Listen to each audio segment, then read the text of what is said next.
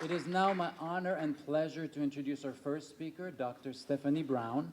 So Dr. Brown is an internationally recognized expert on the treatment of alcoholics, adult children of alcoholics, and all addicts and their families. Based on her research defining a developmental process of active addiction and recovery, she is a licensed clinical psychologist with more than 35 years of clinical experience, a researcher, a consultant, and a frequent lecturer in the field of addiction.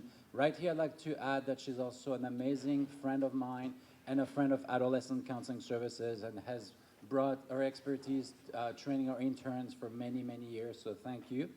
So Dr. Brown is also the author of 11 academic and popular books centering on addiction and recovery. In addiction, she is the founder and director of the Addiction Institute, an outpatient counseling and therapy program in Menlo Park. She was also the founder and director of the Stanford Addiction Clinic at Stanford University Medical Center. As a consultant to clinicians, treatment centers, and researchers, Dr. Brown is a sought-after presenter to both professional and lay audience. So it's my pleasure and our privilege to welcome Dr. Brown.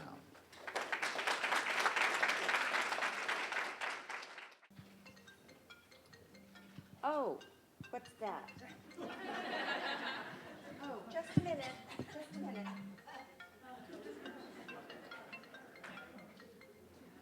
Hello.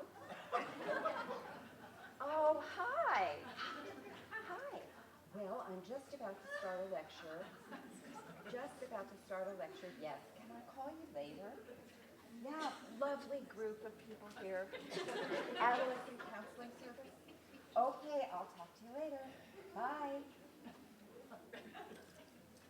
Now, where was I? Thank you for that. You get it. You get it. That's what I'm going to talk with you about, what I just did. That's what I'm going to talk with you about. What are we doing? Where are we in our society? Where are we? What's happening? First of all, the manners that I mentioned before I had Laurel ring my phone, the manners I mentioned are to say thank you to Adolescent Counseling Services, the Esther Ting Foundation, and all the others. I am a fan of local.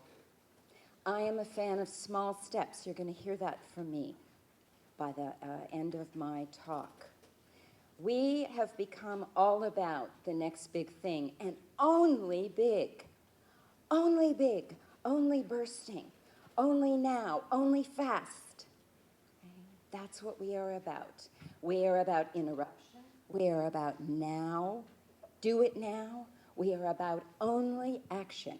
Now, I am not against any of those, but what's happening is, I believe that as a society, we have totally lost sight of developmental processes, incremental steps, engagement with others, engagement with parents, teachers, peers, engagement with a system that gives us time to learn, to reflect. We disparage self-reflection as a society now because everything is pointed outward, not inward. Everything is pointed out to the outcome ahead. And once we get there as fast as we can, then we gear up to start the next chase for whatever that outcome may be. I would like to take one moment to introduce Karen Hamilton to you. Karen, will you stand up and wave, please? Yay for Karen. She is the author of the pamphlet. She's the author of the pamphlet you found on your chair this morning. She is a marriage and family therapist in Marin County, and you will find that the prize of the day. This is an unbelievably powerful guidebook. You will be asking me for the fix. What can we do? What can we do? And I'm going to be telling you that the answer is in slowing down.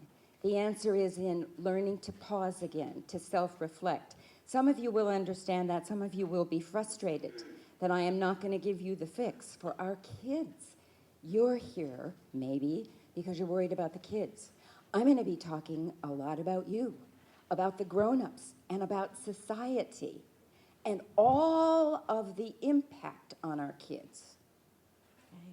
Our society, as an addicted culture that is out of control, having an enormously negative as well as positive influence on our kids today. I'm here to accent the negatives today, but I want to reassure you I am not against technology, not at all. Okay? I try not to be rigid and inflexible. I try not to be right or wrong, okay? But I am here to talk about the problems. I would also like to thank Laurel in the back, who's selling books and helping me with technology. I'm not against technology, I'm still afraid of it. So I always tell people, I just wish that I were better at it. And fortunately, I have found the team to help me with that. So we will see how we go today. The title of Adolescent Counseling Services conference today is Protecting Our Developing Youth. And what does that say to us? Who are the protectors? Do our youth need to be protected? Yes, indeed, they do. They do. And again, difficult message from me is how we are failing our youth today.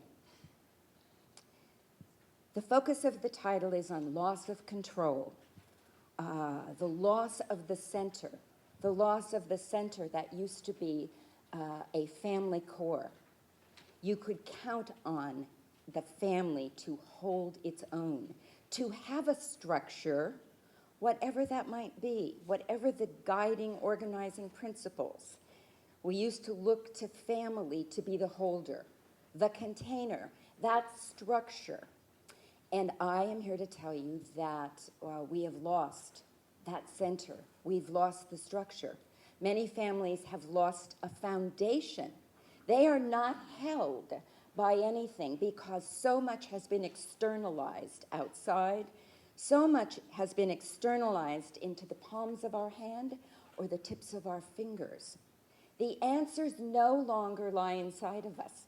We don't look for knowledge to inform, for the information for us. We look outside. Many, many young people have said to me, ask Siri. Ask Siri. Okay? We have modeled looking outside when you have any need, any question. This is all very positive, of course, but at the same time, what's coming back in? What are we able to reflect on, to take in, to internalize? I'm here to say, sadly, I think as a culture, we are internalizing mass chaos, confusion, and what I will detail for you is a society that operates at the level of 4-year-olds on the playground. All around us. Why is that? Because we have come to value acting on impulse. If you don't act now, you will be left behind. If you don't start to worry about your kids, building their resumes at kindergarten, and recently I heard preschool. Preschool, tests to get into preschool, tests of the resume kind. Okay? We have lost our way, and we have become out of control, guided by a deep anxiety, cultural anxiety, and fear that we will be left behind. And so the structure of the family that we used to look to, that used to hold us, is collapsed, has collapsed, and in many, many cases is gone. Okay? You look for what typifies structure. Shared values, shared beliefs, shared rituals, such as dinner time. In many families in our area, dinner time is gone as a family event. You catch it on the run, you catch everything on the run. And it's rush, rush, rush. Kids in kindergarten, first grade, second grade, very young kids, as well as adolescents, are upset. They tell us, we're always rushed. I am always rushing, but somebody is always rushing me. And they want slow time. They need slow time. But we worry that that will cost them and it will cost us.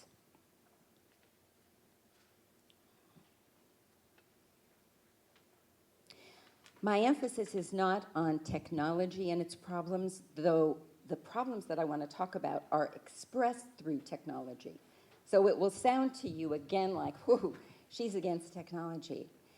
I'm talking about speed. That's really what I see as the cultural addiction of our time. How much faster can we go? I just got a blurb on my email, which I use and love. I just got a blurb from an author. My book is coming out, more, better, faster. That phrase is in my book as a problem. That's the symbol of how we think now. Can't you get on with this? We shouldn't be bored ever. We should be always entertained. Entertained, that means I wait for what is coming toward me. I expect to be passive and to let the entertainment come, okay, to take the information in. But I have less and less capacity building, less and less ability to internalize and then use what I take in for my development. That, I think, is the huge problem of our world today and our young people. I come from a developmental perspective, child psychology, and have used it for all of my theories, all of these years. That's not outcome. Development is unfolding. We need to look to pediatrics. We need to look to the well-being studies. What's normal development for kids? What was it? What does it look like now? And what I will say that it looks like now, too often, is an arrest in development. The normal tasks of development, behavioral, cognitive, emotional, are being subsumed and arrested in the service of externalizing internal experience into our machines, into being on social media, into being outside of ourselves.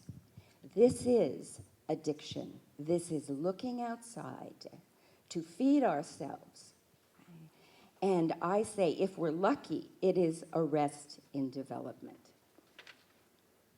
Let me back up just a moment to talk about this idea of speed. Where did it come from? Where did I get it? Well, you heard that I've been an addiction professional for decades and decades, and I watch. I'm a person who watches and unfolding. And I learned all about developmental processes studying AA, studying the people in AA, and what happens when people stop drinking. What happens? We used to, years and years ago, we used to think, well, all you need to do is stop. Addiction is behavioral, just stop and everything will be fine. This is not how things work. With addiction, with any change at all, with changes in society. You stop something very negative, very destructive, and then there is a period of vulnerability, high chaos often. Things look worse, almost always, because you have left a pattern behind and you don't have anything to replace it yet. We have little understanding of the structural supports that people need early on in their recovery. Little understanding of that because we want people to look good. We want people to get back to work, to look good, And we have, again, the absence of understanding that the new learning of recovery, the new learning of any change is not going to come naturally from within. We may find something we lost and reclaim it. For young people, I believe we are complicit in aborting their development, pressing, pressure, in the service of success, in the service of opportunity. We are complicit to take from them the environment and the structures of home, school, peer relationships, playground, to take from them all the necessary experiences for healthy development. We are giving them genius skills with the computer that I envy. But socially, interpersonally, basis of attachment, their relationships with people, huge difficulties. Same exact description fits for their parents, for all of us who have turned into the computer, the technology, to replace in-depth relationship, which looks like and sounds like reciprocity, mutuality. Kids don't start out able to build and hold a conversation. Young children, they're together parallel play, ideally on the playground. Now they're parallel play at 3 years old on their iPads together. Mothers tell me, 3 years old. Parallel play. Then in child development, kids grow up to start to talk with one another, to navigate and negotiate on the playground, to take turns, to listen. This is what we have given up, the idea that it is of value to listen to other. Only through listening will we be able to develop into capacities, internal capacities, for reciprocal relationships. And that's what healthy adolescence and adult development is based on. Healthy mutuality, the ability to have empathy, to mirror, and to pause, to listen, and to build on dialogue and conversation. We have lost all of those values. So in the mid-1990s, my then teenage daughter was fluent in the new social language of stress. There is a social language of stress. I'm overwhelmed, pressured. Life was too fast, she told me. There's too much to accomplish and there's not enough time. Middle-class kids were building their resumes by middle school, this is in the mid-90s, with a growing fear that no college would take them. That is still what is the norm. They couldn't pile up the successes or live fast enough to make the cut, any cut. They began to develop panic disorder, depression, tremendous chronic anxiety, because they could not keep up this pace. And everything they turned out, the products of our society, seemed to dissipate in thin air. They couldn't get a response. Nothing came back because it was on to the next product. Build that resume. And here we see the norms that happen for kids on social media. Press the button, see who's on, wait for a response. We have a culture, adolescents and grown-ups, a culture that looks outside for approval, for affirmation. We are all on the hunt for something to come back, partly because our relationships are so much emptier than they used to be, and we settle for it because we have work to do. You work 90 hours a week and it's a badge of success. Now again, that was the 1990s. Some of you, I imagine, are saying, she said middle class. What about everybody else? Higher and lower. What about all these classes? And you are absolutely right. The middle class and the upper class kids in our area of the peninsula have been college bound. The lower economic classes had not for many years. Things are changing now, absolutely. But let me tell you, in terms of what I'm talking about today, speed, it is not class sensitive. Speed, this pace, and technology cross every class boundary, every racial, every ethnic, whatever difference we can talk about. We've got iPhones. Everybody has an iPhone. It is the great leveler, the great equalizer, so that when I talk about speed and pressure, I will be talking about it for every child, every adolescent. The expression of the use of technology, how it's used, what for, may differ. But worldwide, technology is in use. A colleague of mine returned from a trip to Africa a few years ago, 5 years ago maybe. She said, she described it, a poor village. She was there on a mission to help. And she said there were no floors, there was no heating, no running water. And the family members pulled out their iPhones in the middle of Africa. And most of us, or many of us, may not be surprised at the reality of this. I say nowadays, we're not on the way to a global village. We're not on the way to globalized. We are there. We are living it, and I think that's part of the reason that we are in such a chaotic state, confused, out of control. We don't have new norms, but we don't have structures holding us through this period of what will come to be called transformational change, I believe. Absolutely. I don't want to throw out anything. I want to get our structures back. I want to get the value for structure back. And that can happen absolutely in the family first, in our wonderful support services agencies, the local, the one step at a time where it can happen. I forgot already to turn my first slide on because I am totally undone by PowerPoint. So I could finish the whole talk and I would have not turned it on. There's the title of my talk, When the Village Fails. How our society of chaos and pressure is hurting our children and families and us.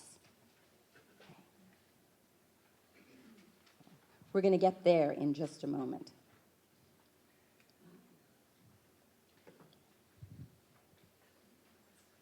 In Silicon Valley for the last 20 years, pressure, pressure, pressure, and this is all about success, all about having it, getting it, and finding the next big thing.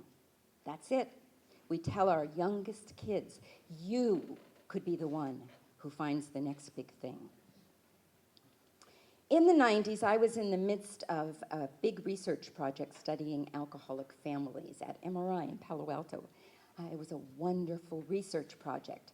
I was looking around and hearing from my teenage daughter then, and I said, the society, our culture, looks just like these active alcoholic families that I've been studying. Everybody's out of control, and there is a central organizing principle in these families for the chase. An alcoholic family gets organized slowly or quickly around the central organizing principle of denying that there's any alcoholism here, any problem for the teen, for the parent. There's no problem with alcohol, and here's why. Your mom needs to drink. Here's why we need to give our kids the alcohol that they're asking for.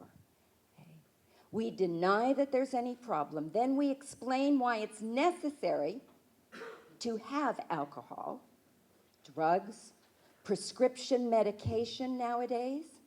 Why is it necessary? To calm us all down. Because we're so out of control. Okay?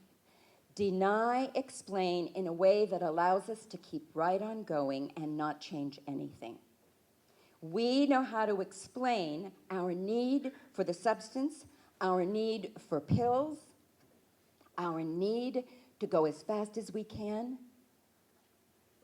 We explain that in a way that we rationalize it, deny it, and don't have to change anything. That recipe there, that central organizing kernel that I'm outlining for you, is the core of addiction. And we get stuck. You can see, you get caught in it. You have to deny it, and you have to explain the reality of it. What happens when society loses control? When society becomes addicted to speed and can't slow down? Well, our world is topsy-turvy, as I'm describing for you. Just like any alcoholic family, our society is locked into unhealthy beliefs and behaviors and emotions in the service of always seeking more, better, faster. This goal that is the title of a new book, How to Do It, how to do more, how to do it better, and how to do it faster. Families, work, the culture we live in, and what we are passing on to our teens is that we all live in a society that's out of control, and we are calling it success. There's another double bind. We are out of control, and this is success. Individuals are drawn outward, away from calm, inner calm, and self-reflection, to the fast pace of a speedy life. We might even say we like it. It's a new high, going, until we don't like it, until we can't tell the high of going so fast from anxiety, from rampant chronic anxiety and fear. Fear that you can smell. It's so strong. What is speed? Speed is fast, rapid pace, rhythm, feel, tone, mood, movement, action. Speed is intensity, an urge to act now. Speed is tension. There goes the train. You should be on it. Blow on the dice. Down that shot. Press send. Speed is pressure. It's a rush to the future. We might say we value the now. We can't wait to get away from it into the future for what is coming, what's going to happen. Move quickly, worship efficiency and shortcuts. Listen to the language that we now have embedded. Isn't it a value? Don't you agree that efficiency is a good thing? Shouldn't we be efficient? People tell me that all the time, and I say, why? Now, I can also say, yes, of course. Again, it's not all or none. But we've reached the point in society where there's nothing but efficiency, and shortcuts is the way to go. Young people tell me, oh, I don't have to go through that whole thing. I know shortcuts. I'll just take shortcuts. Now look at the developmental process of learning. Used to be that learning through engagement with others, with tasks, feedback loops, that reciprocity, okay, so that we would be learning incrementally, building an internal structure, cognition, affect, behaviors, going up a developmental ladder. And when we go up a developmental ladder, we build in restraint, we build in the ability to pause before action, the ability to think before speaking or pressing send. We've done away with All of that in the service of fast, in the service of shortcuts. Progress equals instant results and instant outcome. There's no time to pause, to savor anything. What is savoring? Only progress. There is only forward motion or failure. Speed is in our beliefs and language now. Fast is the gold standard. Make it quick, make it brief, hurry. We devalue our highest abilities now. We don't stop to think, to feel, to quiet, to reflect. Action is the pace of choice. You've heard the phrase probably, what's the drug of choice? Society's drug is action. Now. Don't stop. Slow is boring. Waiting is losing. Thinking things through is overthinking. You don't need to do that. Let's get on. Let's get on. Let's get on. Thinking is a waste of time. It's going to put you behind. Accepting delay, developing patience, and endurance. What a word. Endurance, patience. That you then, the endurance, the patience, the delay, to be able to work through something, to stay with the tasks, has to be removed from a singular focus on outcome. Has to be separated once again. All of what I'm describing to you, the slower pieces, are necessary for healthy development. Or we used to think so. We used to believe that there was a developmental process. Action is a part of it always. Kids moving, kids being motivated, moving, absolutely. But we have come to a society where we've elevated behavior, impulse, to the highest level of function. Act first, think later. Okay? So I will soon be describing for you how we have trumped the value of cognition, which we have always relied on for kids to be able to think about things. Think before you act. Think before you take that drug. Think before you start. We've bumped thinking to impulse and behavior and action as the predominant mode. Think about that 4-year-old level again. We're all arrested, and some days and sometimes at 4 years old, full of anxiety, pressing, waiting for the relief. Okay? If you are someone in addiction sitting here this morning, you can identify with that feeling of relief. I can. When you get it, when you get the hit, whatever it is, oh, got it. Only to gear up again, to need another hit. We are modeling for our kids, getting to the next thing, getting. Okay? Behavior is at 4 years old. Cognition gets arrested at development and is pulled into regression. Kids are learning, they're going through grammar school and into high school, learning higher levels of cognition. They're pulled back by the action that is much more primitive. The action of impulse arrests at 4 years old, and cognition, higher levels of cognition, where we can think about reflection, think about mixed feelings, abstractions, okay, where we can get away from all or none. That level of thinking in our society now is disparaged, and we plummet down to cognition at the 4-year-old level. Cognition, behavior, what's happening with emotion in there, the triad. Okay? Emotion takes on the panic. Emotion is also arrested. And emotion will regress also down to match the 4-year-old level. So we have a society where we're slinging insults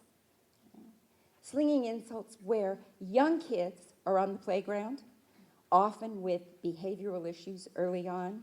Young kids, growing kids, adolescents, okay, behaviorally focused, We're looking for behavioral results because we're all out of control. When the adults are also out of control, we're in trouble. And that's where we are.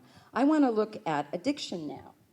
What happens with addiction? What is it? You can see that addiction, I look at addiction as an attachment disorder, a developmental attachment disorder. And you might say, what? What about the biology of it? What about the brain? What about all that we're learning? All of that holds, and it's wonderful work. Mine is one perspective, this developmental view. Developmental view. And addiction, I look as an attachment disorder. Any one of us, absolutely any one of us, any human, as well as other species, any one of us can find something in our worlds that we take it, we approach it, we find it, and we have that aha experience. I feel better. This makes me feel better. A donut. First drink, second drink. Okay. Smoking, tobacco, smoking marijuana. And the medications that are prescribed now to give us that feeling, that aha of relief, because we are so stressed. We've got it all. And so what is addiction in this perspective? It's finding something outside yourself that works to quiet and calm temporarily, and we become hooked. That's the attachment. We become hooked on it. And when we're hooked on it, it starts to guide us in everything we do. It becomes the central organizing focus of my world. I get up in the morning. Nowadays, I get up in the morning, I look at my messages. I get up in the morning, I'm through the day, I'm checking. I have a phone call here because what else would I do but answer it? What else would I do? Teens. In trouble, yes. And as I'm telling you here, I'm not talking specifically, others will, about teens and their drug use and what we can do about it. I'm talking about a society that isn't holding them. I'm talking about the environment. The way an alcoholic family is damaging to everybody in it, even if you're not using. Even if you're not. The children of alcoholics live under the shadow and the developmental focus of their parents' alcoholism and their defenses to cope with it. Trauma. I am saying that in today's society, we have created a chronic, constant trauma by the need to keep up our pace. Kids used to drink to be grown up. They drank to get high, to try it out, to experiment. And when I talk about drinking, I'm talking about everything, just as I'm saying, what we're attaching to. Kids would block out problems, always. Adults block out problems by turning outside for something soothing, not developing internal soothing capacities that require that delay and endurance, and a self-reflection, an ability to say to oneself, what am I doing? What am I doing? What have I come to? What's happening? Okay? And to be able then, as I begin to look inside and look at myself, to be able to also say and claim responsibility for myself. Young and old, we no longer can do that. The newest use of substances and all kinds of new attachments for young people is self-medication, for self-regulation. One of the main developmental tasks is regulation, internal, to not be out of control like the infant is, to not be flailing constantly and chronically. So as a developmental process in the context of a human attachment, a human bond, usually to mother, father, to caregivers, all kinds of key people. But one of the core tasks of development is the self-regulation. When we are looking outside from infancy now, when we are looking into equipment, when we are externalizing everything, and not pulling it back and not having structures that are monitoring, that are creating the guidelines, as Karen has done. Wait till you see her guideline book. If we take away the structures, we are participating in dismantling what's necessary for children, adolescents, for their healthy development. You have to have structure. Many, many people today say the best thing, innovation, creativity, everything is invention. And so take away everything. What's the buzzword? Disruption. Disrupt it all. It's the best you could dream of. And I'm running behind saying, structure, structure. Don't throw it all out. We all thrive with disruption, creative process in the container of our healthy structures, our parents, the structures that hold us, our schools. And that's what I'm saying we have sacrificed and disparaged. We don't value them. We think freedom exists in no barriers, no structures, and one of the keys, no limits. No limits. Okay. Okay. I am going to go through the 4 core organizing factors of societal addiction. You will hear these translatable to the individual. They come from my first work on the individual. They come from the family, from any system that we look at. And now I am saying our society is locked into the 4 organizers of societal addiction.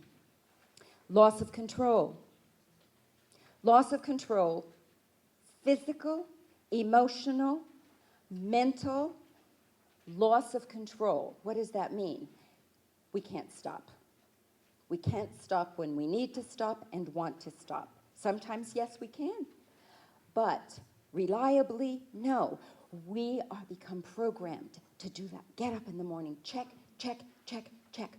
What's up, what's up? And to feel the hit of relief if my best buddy is on there. If my best buddy the kids don't email, if texted. I'm checking all the various sites. Okay. Loss of control. You can't stop. You're dominated by impulse. You've accommodated yourself to constant interruption. That's how we live now. We don't think twice. You all laughed. Fortunately, you got it. It was enough off the mark here. But in society, we just stop mid-sentence because somebody's taking a call, wherever we may be, okay? Or somebody's checking. We get anxious if we're not on constant alert. Let's listen to Jason, 14 years old. Jason screamed at his parents to leave him alone. He refused to come to the dinner table, refused to talk about his growing isolation, and he locked his door to prove he didn't have to deal with anybody or anything. When he stopped going to school, yelling that his computer gave him all the education and all the company he needed, his parents called for help. Jason finally agreed to talk to a family therapist, and his first words poured out. Tell it to my father. He's always on his iPhone and always griping about the stress of trying to keep up. He's been writing my case since I was 10, shouting about achievement and success. What am I throwing away? What's the matter with me? There's been no future for me except acing the SAT. Jason, is Jason real? Yes. Okay. I talked to Jason with another name at Hillview School in Menlo Park a few years ago, where I gave a lecture every year on addiction. And in the last few years that I was giving it, I was talking about internet addiction, and the kids were just restless, and sheepish, and they'd laugh. Some of them would raise their hand. We talk about craving. What does it feel like to crave? You gotta have it. You gotta have it. Okay? And every year after this lecture, somebody comes up. I hang out. somebody comes up, and it started to be more and more the last couple years. Someone comes up to me, who's the basis for Jason. He said, I'm Jesse. That's who I called him then. I'm Jesse. I'm that kid. I can't turn off at night. I hide. I block my door. I put the chair up. My parents are scared to death. They're frantic. I can't stop. I'm up all night. What can I do? I had a wonderful relationship with teachers. We had a chain going for how kids could get help. But it has to be that somebody reaches out. And we have countless kids like Jason who are in their rooms, closed off to healthy development, completely arrested, locked into trying to do more, study more, and feeling very empty inside, very anxious and depressed. Yes, this is real. This is happening. Addiction is behavioral, cognitive, and emotional. Everybody thinks addiction is behavior. Stop the behavior, and again, we're fine. Wrong. It's the behavior, it's the thinking that gets distorted, and it's the emotion. In active addiction, we're dominated by panic, by the idea that we might not have our supply. We might not have that text coming in. There might not be something for me. And my panic rises and I can't think straight. Can't think straight. I get confused and scared. A top TV producer, Sherry, had an arrogant air and a demanding attitude. If she could work a 90-hour week, so should everyone she supervised. She didn't need sleep or quiet, and she didn't have any limits. Riding a fast track to success, nobody better challenge her. One day, she raged at a coworker and couldn't stop herself. She could not calm herself or stop the spew. Her tirade spread to all those in sight who ran in fear in a corporate setting. Human Resources recommended a few days off and that she see a psychiatrist.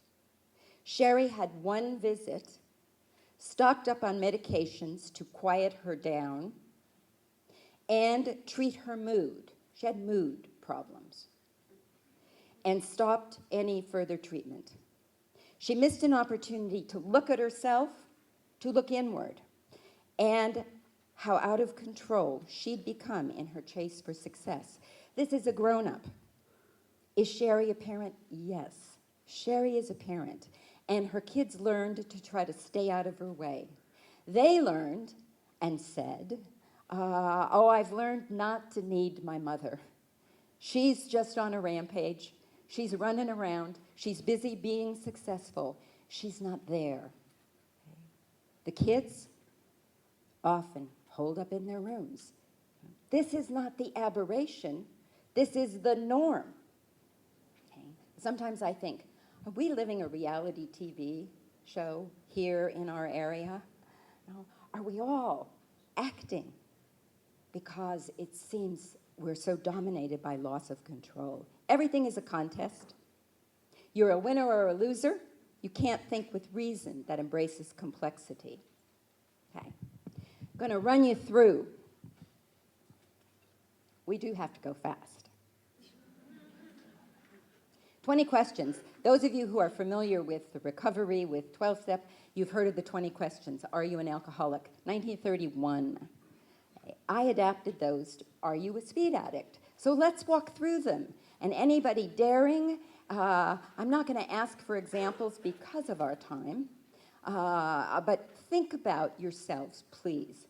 And if you feel, that's me, or feel willing to shoot up a hand, please do. Okay? Are you hooked on fast? Do you want to slow down, but you cannot? Have you lost control? Have you ever felt that? Do you know what that's like? Got to slow down. I'm just going to finish this, just going to finish this. Some of you may be saying, yeah, well, what about you? You know, have you ever been speedy? A lot of interviewers ask me this. Okay, so what about you? Are you above all this? No, indeed. Nope, absolutely. I have periods. I get Heightened, I get anxious, I'm working on something, and I'm out of control. And snippy, oh yes, leave me alone, I need to finish. Am I scared? Yes. I regress. I think the sky is falling, and I think I'm falling. I am so easily prone. I think none of us is safe from this. You keep adding activities without taking any away. This is the new Silicon Valley coping mechanism. It's not so new. Okay? Just pile it on, and then, oops, forgot about that, lost it, it's gone. We drop everything. Calls drop, everything drops, and we've accepted it. Do you work longer and longer hours, but you don't ever finish? Pushing, that's addiction. That's addiction.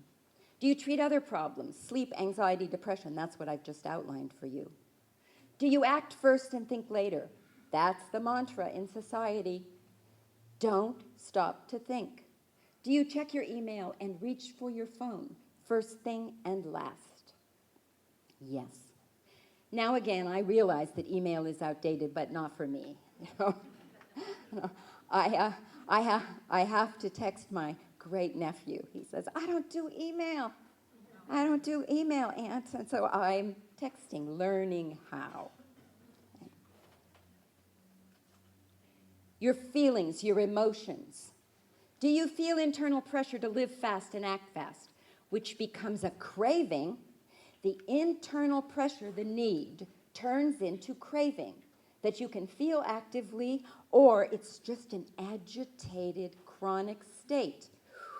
The dominance of the need to get there, to connect more rapidly. Now everybody talks about connection. Oh, we're going to connect. And we live in a connected society. We live in a society of chronic, repetitive contact minus connection, because it's often bouncing off, not integrating with, not reciprocity and mutuality. That's connection. We're calling it wrong. It's contact we have. Do you feel nervous without your tech gear in hand or pocket? Do you feel nervous? Okay. At a gathering just like this one last summer, the audience was, rueful and listening, nodding. You guys aren't nodding, and a woman raised her hand. She said, "I go to sleep with my iPhone. I go to sleep with it. I check it. I pat it." Okay. Mm-hmm. You know, the percentage came out, I can't quote it correctly, but a big percentage of people have acknowledged that they check their email during sex. Anybody want to share an example? Yes. This is addiction. What do we know that you take to bed? You take your bottle to bed. You take your best friend, the bottle, to bed. That's ancient. And now people take their iPhones to bed with them. And I asked the woman, who was so gracious to volunteer, she said she was scared. She scared herself, but she couldn't stop. She tried to put it down for one night, and she was up all night running to the other room to check. That is panic disorder. We can diagnose that. That's massive anxiety, and we can call it addiction very usefully. No, she has adapted herself to be chronically on and need to have it, and it doesn't soothe her at all. As soon as she stops looking, holding it, she has more anxiety. Okay. She gets up in the morning, she's got her phone, she checks it before she's out of bed, and she goes through the whole day. Do you feel the beep of your phone as a comfort that gives you a shot of adrenaline? There's the infusion. Beep. It's like the hit. It's like the first puff. It's like the needle. It's like the pill. Settle down. Do you feel you belong when you are rushing, stressed, and in action? Yep. Boy, I've arrived. Thinking. Okay, this is the biggie for me, thinking. And we almost never think about thinking. Do you believe you have no limits and you are entitled to live without limits? The chances are, on some level, you do. We all do as Americans, because we have our heritage of manifest destiny. Manifest destiny said we are entitled. We are exceptional. We hear that word today, how exceptional we are. We are entitled, okay, and manifest destiny to have all the land we wanted. And what did we do? We went after it because we had then the God-given right to go after it. That's in our heritage. Entitlement, exceptionality, grandiosity, which is either part of that package, or grandiosity is the result of believing you can do anything you want. There are no limits and there are no consequences. This is the addict. This is addiction. On some level, the addict says, it doesn't apply to me. I can stop any time. I'm not hurting myself. I'm just relaxing. These are all the kinds of things that the grown-ups say and the kids say. Do you believe you should think, feel, react, behave instantly? Do you believe you will fall behind if you slow down? Do you believe success equals fast? Slowing down is failing. People really believe, from this more primitive developmental level, from the level of 4 to 7-year-olds, concrete operations, people believe if I'm not always in action, then I'm failing. That's how it goes. Ask grown-ups. Yeah, you need to be thinking, what's next? Should you only feel good, only high? If you have other feelings, is that a sign of failure? In our society, yes. What's the matter with you? What's the matter with you? You should be feeling good. Is stress the price of success and chaos is normal? Yes, because that's what is normal. That's what's normal. Is the new intimacy through technology? Less time for offline relationships is the price of success. Instant action is a virtue, and you can overcome anything with enough willpower. Do you believe all change must be big to count? In our area, yes. And that's why I love local. We have such a rich, valuable, important local culture of resources, of help for addiction, for mental health, operating such as adolescent counseling services and all the other sponsors. We have it. Local is your next step. Small is your next step. I'm going to go ahead because I'm coming to the end and I wanted some time. First of all, though, I'm going to put in number 2 in your packet. We're going back to the core factors, but I'm not going to slide us back, which is a belief in no limits. We just got that one. We got that. And the belief in no limits, I think, becomes the organizer, the base and the core. And when you talk about what do we do, how do we fix this mess, think about returning to an acceptance of limits, and then begin to think, how do we achieve that? Read Karen's guidebook. She spells it out beautifully. The limits. Who sets the limits? The kids cannot do it for themselves. We are failing handing them the responsibility for themselves. Okay. We, parents, grandparents, set the limits, and we learn to hold them. And the biggest task for you to take away today is how hard it is to be a parent, to be a teacher, to be in any setting where it is your job to set the limits, and then you have to put the time in to monitor, to hold them, to pay attention, to be engaged. Because it is the grown-ups who have created the society that we don't have time for that anymore. No more time. So I want to tell my child, sit down, behave, and then I don't want to have to be engaged anymore. So the lesson is for the parents. Not only do we need an acceptance of limits, but back also to the structure and the need for engagement. The The number 3 factor is a belief in the omnipotence of human power. What is that? That sounds suspicious.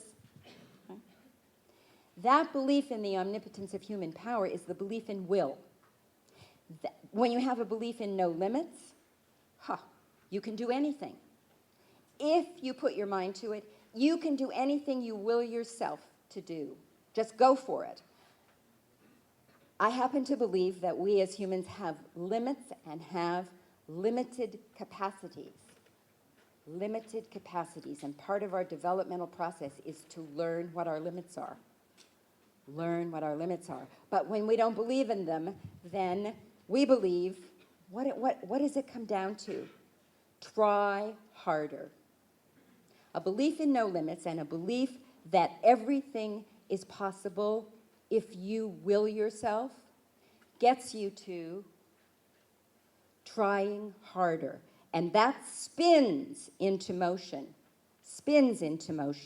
loss of control, and the whole cycle that I have presented. The final, dichotomous thinking. This could be, for all of us, the biggest of all of them. Dichotomous thinking, what's that? That's you're right or wrong. You're winning or you're losing. You are a success or you're failing. America from start to now has always believed that certainty is what we aspire to. We should be able to know everything, find everything. We disparage uncertainty, wishy-washy. We disparage uncertainty. We disparage abstraction. Get real. Tell it like it is. Decide, are you with me or against me? This is an enormous problem. Dichotomous thinking arrests us all in a younger level of development. Put us on the playground. There we are. Life is not all or none. Life is not binary, even though much of technology is. We have got to get back to both and to the complexities, the ambiguities, and the great, great freedom and value in being able to say, I don't know the answer to that. The family that's dominated by active addiction of any kind is dangerous to everybody in it. That's where I come from in my work and my personal life. A society dominated by chaos and a drive for nonstop action becomes toxic for everyone as well, and in the same ways. How do you grow up and work in a community that presses everybody to get on board? Okay. Let's face societal speed. There are many more than 3. However, awareness, first of all, we recognize it. Accepting loss of control and the need for limits. Parents need to take back authority, another key message. And you heard, I know how hard that will be because we're all going. It's going to involve the setting of limits and the parents' ability with support to hold those limits and small steps. The individual asks, step by step by step, what am I doing?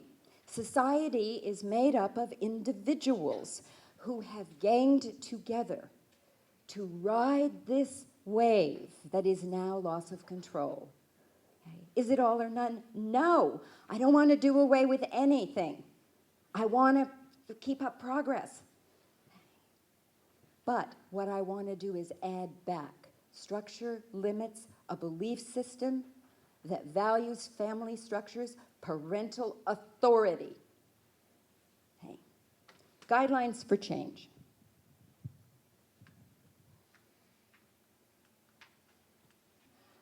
You seek a mentor who believes in slowing down for guidance and support. There are people out there who can get it and give you support. You develop a recovery action plan. You think about what is one small step that you can do. If you never have dinner together anymore, you have one dinner together, no technology at the table. You go from 0 to 1. Not, we're committing to 5 nights a week. You won't get to 3. Small, incremental is the only way for change that can be developmental and lasting. Otherwise, it's piling on only to collapse because there's no foundation. We build with incremental change, we build a new foundation. You make those small steps. You learn to pause, to reflect on your behavior, your feelings, and your thinking. We settle down. We think about things. You ask yourself, this is a mantra for speed and slowing down. You ask yourself, what am I doing? I learned that from a guy on an airplane. He talked to me after we landed, and he told me a story, it's in the book, about how his life had become out of control, how he lost everything. And he said, you know, I had to ask myself, what am I doing? And I thought, there it is. There it is. That's how we pause. That's the moment of truth for many of us. What am I doing? And I'm here to talk to all of you who are grown-ups, many of you parents, teachers, therapists, about what am I doing and how am I providing structure for my teens? How am I present? How do we communicate this to all the people we work with? Rather than what sometimes happens is, fix my kid, fix my child. You feel the reality of limits and you face the feeling of failure. You become aware of feelings. You learn to listen to them. You trust that the high of impulsive action is not the feeling you seek. A wider range of new feelings. You're going to trust that deep, intimate connection, not contact, connection, exists in a slow down, quiet state. Believe that. We connect deeply with one another when we are quiet, present, and listening.